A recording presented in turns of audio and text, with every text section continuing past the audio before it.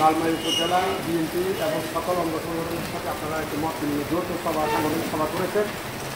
আমরা দেখেছি কিছুদিন আগে কুমিল্লা দক্ষিণ জেলা এবং কেন্দ্রীয় নেতৃবৃন্দ সমন্বয়ে সোয়াগঞ্জ স্কুল মাঠে একটি সম্মেলনের মাধ্যমে লালমাই উপজেলা বিএনপির কমিটি গঠিত হয়েছে, সভাপতি সেক্রেটারি নির্বাচিত হয়েছেন আপনারা।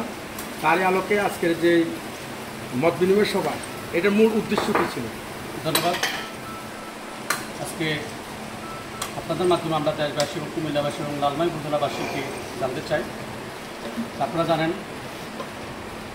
আমাদের এই এলাকার মাটি মানুষের নেতা আল্লাহ মনুষ্যদের উদ্যোগে এবং আমাদের জেলার সকল সদস্য সচিব ওয়াসিম ভাই এবং সকল আহ্বায়ক জাতীয় নেতা সুমন ভাইয়ের নেতৃত্বে আমরা গত এপ্রিল মাসের 7 তারিখ আমাদের লালমাই আহ্বায়ক সমিতি করতেছি।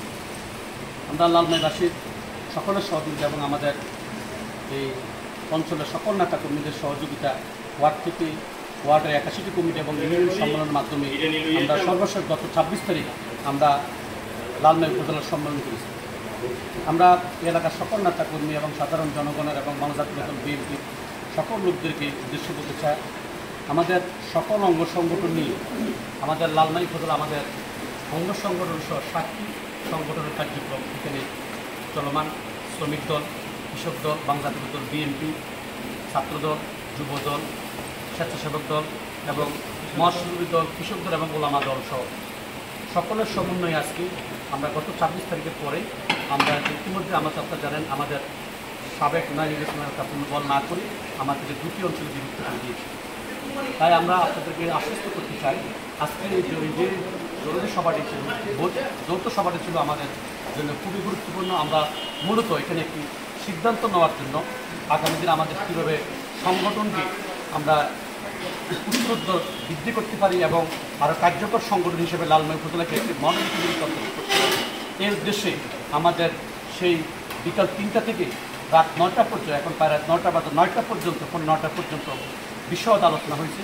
সেখানে আমাদের ওয়ার্ডের, ইউনিয়নের এবং উপজেলার সকল অঙ্গনের নেতৃবৃন্দ সহ তাদের মতামত পেশ করেছে এবং সবাই আগামী দিন কীভাবে আমাদের সংগঠন এবং ঘরে ঘরে আমরা আগামী বছর যেহেতু আমরা আশা করি আমাদের জাতীয় সংগঠন নির্বাচন হবে, সেই নির্বাচনে কীভাবে আমরা মানুষের কাছে ভোটের চাইতে পারি, কীভাবে ঘরে ঘরে মানুষের কাছে দাঁড়িয়ে আমাদের বাংলাদেশ জাতীয় দল বিএনপি সালাম দিতে পারি এবং আমাদের দেশ নায়ক তারেক রহমানের যে 31 দফা, সেই 31 দফার আলোকে কীভাবে আমরা ভোট সংগ্রহ করতে পারি সেই নিরিখে আমাদের এখানে বিশদ আলোচনা হয়েছে এবং আমরা ইনশাল্লাহ আগামী 2 দিনের ভিতরে একটি ফেসবুক গ্রুপের মাধ্যমে আমাদের সকল আজকের এই সিদ্ধান্ত সকল ইউনিয়ন নেতা কর্মীরা যাতে পালন করে এবং আমরা সহ যেভাবে আমরা আহ্বায়ক কমিটি এবার পরে ইউনিয়ন এবং ওয়ার্ড কমিটি করেছি, ইনশাল্লাহ আমরা সবাই মাঠে নেমে করবো। তার পাশাপাশি একটি ঘোষণা না দিলে নয়, তাহলেও আমরা এই যৌথ সভা আমরা আজকে সিদ্ধান্ত নিয়েছি ইনশাল্লাহ এই 2018 সাল এই এলাকা থেকে আমাদের সাবেক সংসদ সদস্য বিএনপি চেয়ারপারসন উপদেষ্টা আমাদের তিনি তালাক মনোনীত নির্বাচন করেছেন। আমরা আশা করি আগামী যে সংসদ নির্বাচন আসতেছে সেই নির্বাচনে এখান থেকে আমাদের নেতা মৌলভী চৌধুরী ইনশাল্লাহ নির্বাচন করবে।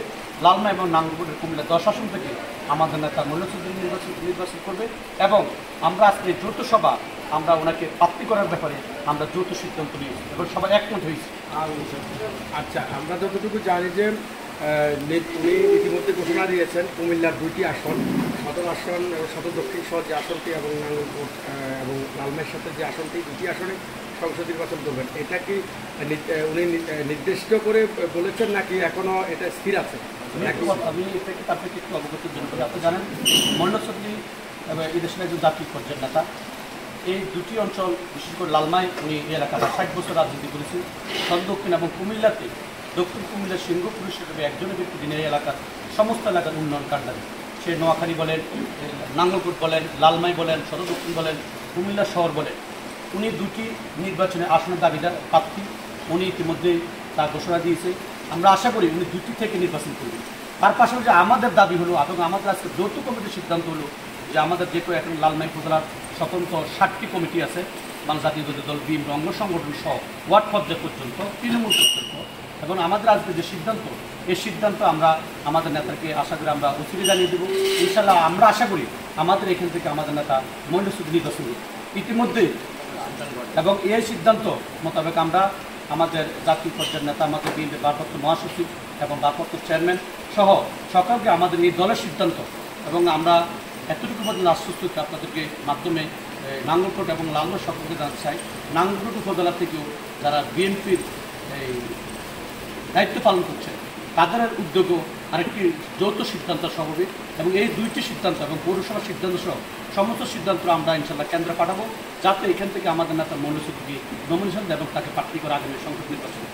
বাংলাদেশ নির্বাচন কমিশন কর্তৃক ইতিমধ্যে একটি নির্বাচনের তারিখ ঘোষণা করেছে। সম্ভাব্য আপনাদের নবগঠিত কমিটির পূর্ণাঙ্গ কমিটি কবে নাগাদ হতে পারে, কিংবা আশা করি আপনাদের এখানে যে 7টি অঙ্গ সংগঠন তার মধ্যে কয়টি সংগঠনের পূর্ণাঙ্গ কমিটি এখানে করা আছে, গঠন করা আছে, বা অন্যগুলো অচিরে করা হবে কিনা? আমাদের এখানে 5টি কমিটি পূর্ণাঙ্গ, আমাদের কমিটিতে আমরা পূর্ণাঙ্গ জমা দেবো রিসেন্টলি।